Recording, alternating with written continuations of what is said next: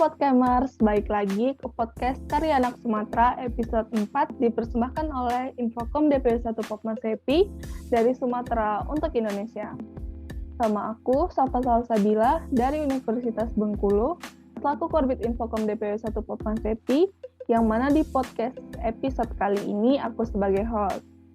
Gak kerasa ya, podcast kita udah sampai di episode 4. Nah, di episode sebelumnya, gue kita dari BPH. Di episode kali ini, aku ditemenin sama gue yang keren dari bidang Pengmas, yaitu Ksatria Guna. Tanpa basa-basi lagi, langsung aja kita sapa. Halo Ksatria. Halo Fatma. Gimana kabarnya? Alhamdulillah baik nih Fatma. Fatma gimana kabarnya? Alhamdulillah baik juga Ksatria. Mungkin Ksatria boleh nih perkenalan dulu sama podcamers yang lagi nonton podcast episode 4 ini. Oke, makasih Fatma. Halo podcamers semua. Perkenalkan, aku Gunadarma Prasetya dari Universitas Eka Sakti Padang, selaku staf bidang Pengmas periode 2021-2023. Salam kenal ya podcamers semua. Salam kenal Ksatria. Nah, kan tadi Ksatria udah perkenalan nih. Nah, mungkin boleh kenalin juga siapa aja pengurus dari bidang Pengmas di periode ini. Nah, jadi kalau di Pengmas periode ini itu ada 13 orang. Nah, yang terdiri dari koordinator bidang Zikra Fatwandi, sekretaris bidang itu ada Lisnawati. Kemudian untuk anggota-anggotanya yaitu yang pertama ada Gunadarma Prasetya, kemudian ada Risnawati Boruginting, kemudian ada Nuk Perwita Husodo, kemudian ada Dodi Mario Sitanggang, kemudian ada Ani Detriani, lalu ada Ahmad Nafis, kemudian ada Suci Lestari Simbolon, kemudian ada Bagus Satria, kemudian ada Fahzikri Nasution, kemudian ada Kaipul Dayurangga, dan yang terakhir itu ada Muhammad Wifrizal Mahendra. Nah, itu Fatma kalau Pengmas periode ini. Oke, Satria. Nah, jadi podcamers, anggota bidang Pengmas itu anggota bidang yang paling banyak di kepengurusan DPW 1 Popmas Happy periode ini. Nah, sebelum bahas yang lain, Satria mungkin bisa kasih tahu nih, apa aja sih tugas dari bidang Pengmas itu? Nah, untuk tugas Pengmas itu sendiri yaitu ada mewujudkan poin ketiga Tridharma Perguruan Tinggi, yaitu kan ada pengabdian masyarakat tuh. Nah, kemudian melaksanakan kegiatan yang berkaitan dengan pendampingan dan pengabdian terhadap masyarakat. Nah, dan Pengmas itu sendiri itu memiliki dua fokus. Nah, yang pertama pengabdian, yang kedua itu ada pendampingan. Nah, di mana pengabdian dan pendampingan ini akan selalu terhadap masyarakat dan serta mendata desa binaan DPW 1 Popmas Happy, dan apabila nantinya terjadi kegiatan insidental seperti kejadian bencana alam atau sejenisnya, Pengmas itu secara cepat dan tanggap langsung bergerak mengadakan penggalangan dana dan open donasi. Nah, seperti itu Fatma. Oke Ksatria, jadi tadi udah disebutin kan apa aja tugas dari bidang Pengmas. Selanjutnya nih, apa aja program kerja dari bidang Pengmas Ksatria? Nah, untuk Pengmas DPW 1 periode 2021-2023 itu ada 4 program kerja. Nah, yang pertama itu ada database desa binaan, kemudian ada open donasi, kemudian ada abdi desa regional, dan yang terakhir itu ada pekan keprofesian pengabdian Popmas Happy atau yang biasa kita sebut dengan PKPP Bina Desa. Nah, itu sih Fatma.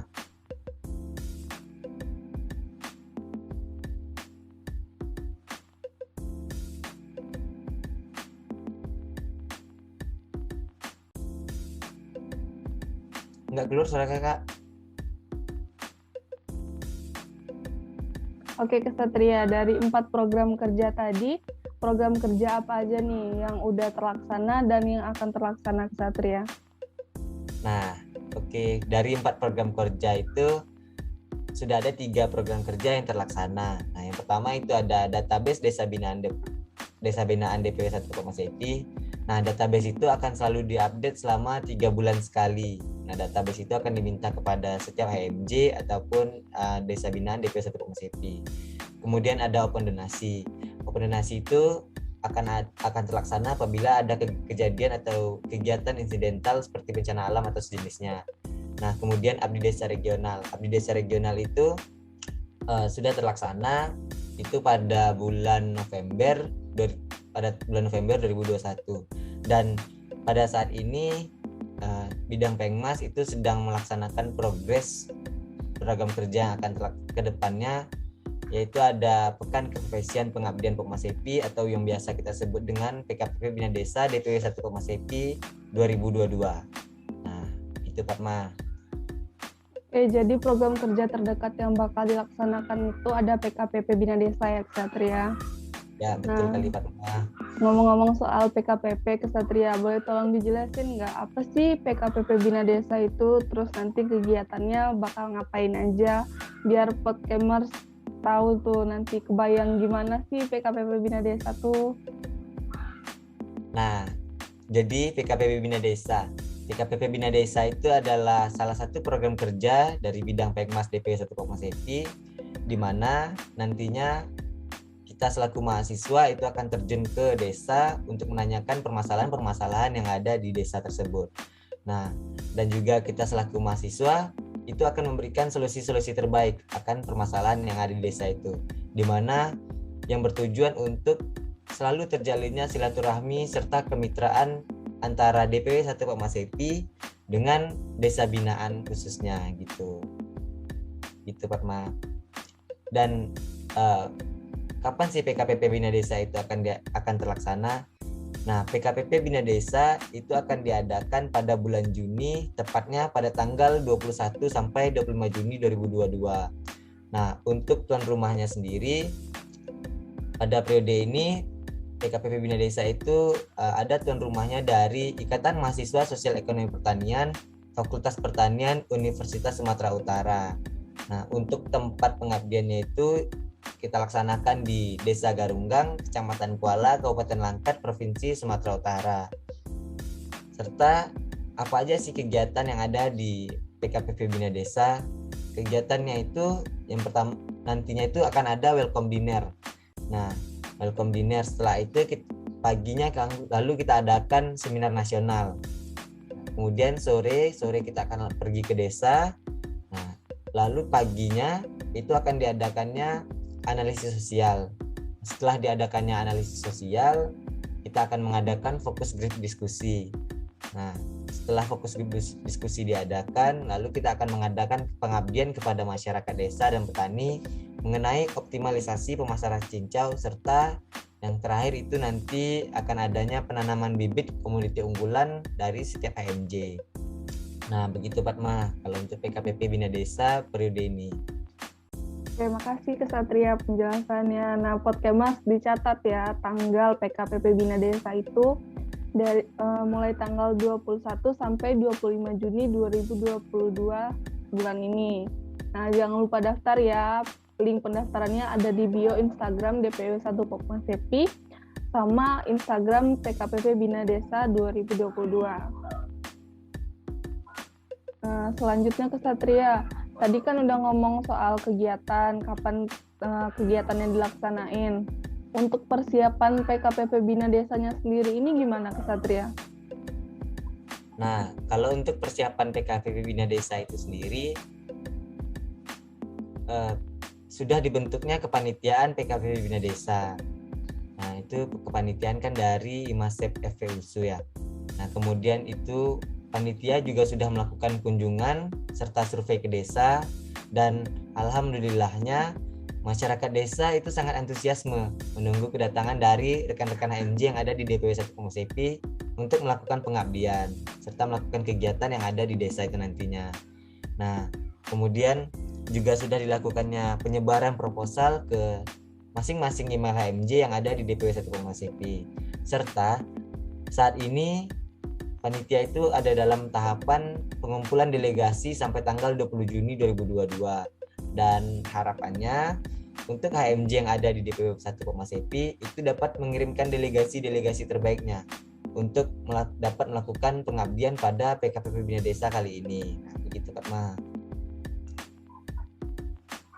Oke, jadi terakhir pendaftarannya tanggal 20 Juni ya Kesatria?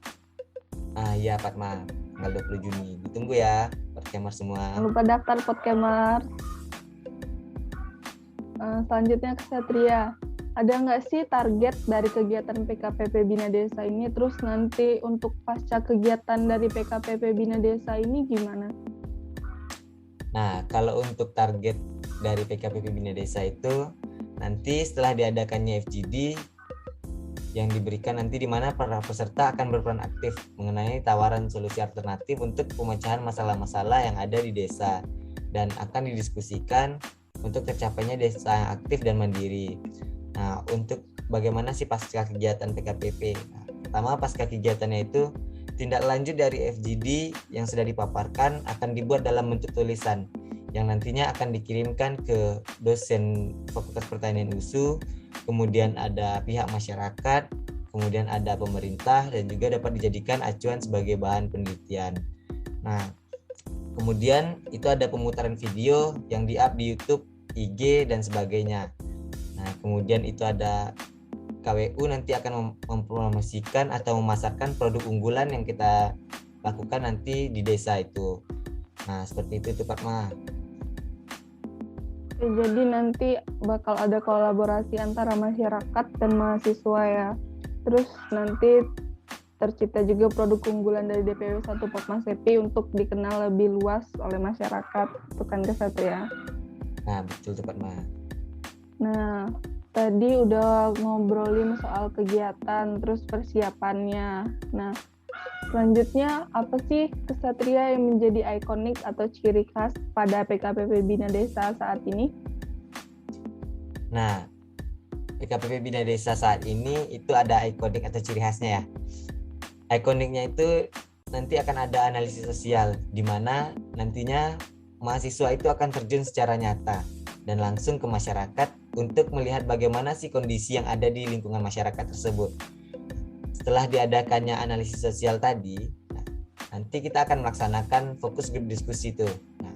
Dan fokus grup diskusi kali ini itu dihadiri oleh Bupati Langkat langsung, Wakil Wali Kota Binjai, dan dosen yang ada di Agribisnis FPUSU. Yang mana nantinya waktu FGD itu kita akan menarik kesimpulan akan permasalahan yang ada di masyarakat dan petani di Desa Garunggang. Nah, kita selaku mahasiswa itu akan memberikan solusi-solusi terbaik kita yang harapannya mampu membantu permasalahan yang terjadi di masyarakat dan petani di Desa Garunggang. Nah, seperti itu Fatma ikoniknya tuh. Oke, terima kasih Kesatria. Nah, Podcamers pada kepo nggak apa aja sih syarat dan ketentuannya buat bisa daftar PKPP Bina Desa kali ini? Kesatria mungkin bisa jelasin tuh, nanti siapa aja yang boleh ikut kegiatan PKPP Bina Desa ini, terus apa aja syarat dan ketentuannya? Nah, kalau untuk siapa aja sih yang bisa ikut PKPP ini ya, ada syarat dan ketentuannya. Jadi yang mengikuti PKPP ini itu terkhususnya oleh mahasiswa sosial ekonomi pertanian yang tergabung ke dalam wilayah 1 Popma Sepi, dan untuk syarat khususnya dan ketentuan khususnya itu sudah terlampir di proposal yang sudah disebarkan ke masing-masing email HMJ itu Fatma. Oke, Kesatria. Nah, jadi Podcamers yang bisa ikut kegiatan PKPP Bina Desa itu mahasiswa sosial ekonomi pertanian yang ada di DPW 1 Popma Sepi. Terus syarat dan ketentuannya bisa dicek proposal, bisa minta ke HMJ-nya masing-masing karena udah dikirim lewat email. Nah, selanjutnya nih Kesatria, apa aja sih benefit yang bakal didapatin oleh peserta kalau ikut kegiatan PKPP Bina Desa ini? Nah, jadi kalau untuk benefit ya, jadi benefitnya itu yang pertama itu ada sertifikat. Sertifikat itu jelaskan piagam penghargaan. Kemudian itu ada relasi di mana seperti tujuan Popma Sepi yaitu menyambung nalar lintas alma mater. Nah, yang ini terkhususnya di daerah Sumatera. Nah, kemudian itu ada pengetahuan dan pengalaman bagaimana sih kita dapat menyatu dan menjadi elemen-elemen yang ada di masyarakat gitu. Mungkin itu sih Fatma kalau untuk benefitnya gitu. Oke, Podcamers. Jadi banyak tuh nanti benefit yang bakal didapatin kalau ikut kegiatan PKPB Bina Desa ini. Selain dapat sertifikat, nanti dapat relasi juga, dapat pengalaman, dapat pengetahuan. Pasti nggak bakal dilupain deh kegiatannya. Selanjutnya nih ke Satria. Apa harapannya dalam kegiatan PKPB Bina Desa ini? Terus sekaligus mungkin ini penutup, jadi mungkin Kesatria bisa kasih closing statement. Nah, jadi kalau untuk harapan ya, guna mewakili seluruh keluarga Pengmas DP 1 Pokmasepi, itu memiliki harapan yang sangat besar kepada setiap HMJ dan pada Podcamers semua. Jadi untuk HMJ, semoga HMJ dapat mengirimkan delegasi-delegasi terbaiknya yang dapat nantinya kita dapat bersama-sama memberikan solusi atas permasalahan yang ada di desa gitu. Nah, kemudian untuk Podcamers itu jangan lupa daftar, kegiatannya seru kok, menarik kali dan berkesan lah nanti sehingga sulit untuk dilupakan tuh kegiatannya gitu. Jadi itu sih kalau harapannya Fatma. Oke, Kesatria. Untuk PKPB Bina Desa ini ada nggak merchandise khususnya? Terus Ya. bisa dipesan lewat mana? Oh ya, jelas dong, ada dong. Setiap kegiatan kan itu ada merchandise-nya. Nah, jangan lupa ya, Podcamers semua itu dapat pesan merchandise yang ada di PKPB Bina Desa. Nah, kalau untuk bagaimana secara pemesanannya itu bisa pantau terus tuh IG PKPB Bina Desa. Lalu di situ kan ada kontak person. Nah, kontak personnya itulah nanti kita pesan gitu. Jangan lupa ya pesan semua. Jangan lupa Podcamers dipesan tuh merchandise-nya khusus PKPB Bina Desa 2022. Ya. Oke, jadi closing statement dari Kesatria Guna tadi sekaligus mengakhiri podcast kali ini. Untuk informasi mengenai DPW 1 Pokmasepi lainnya dapat dicek melalui Instagram DPW 1 Pokmasepi dan YouTube kita. Jangan lupa follow Instagram, terus like, comment, subscribe YouTube kita ya, biar nggak ketinggalan info selanjutnya. Aku Safa Salsabila selaku host pamit undur diri. Sampai ketemu di podcast episode selanjutnya. Dadah.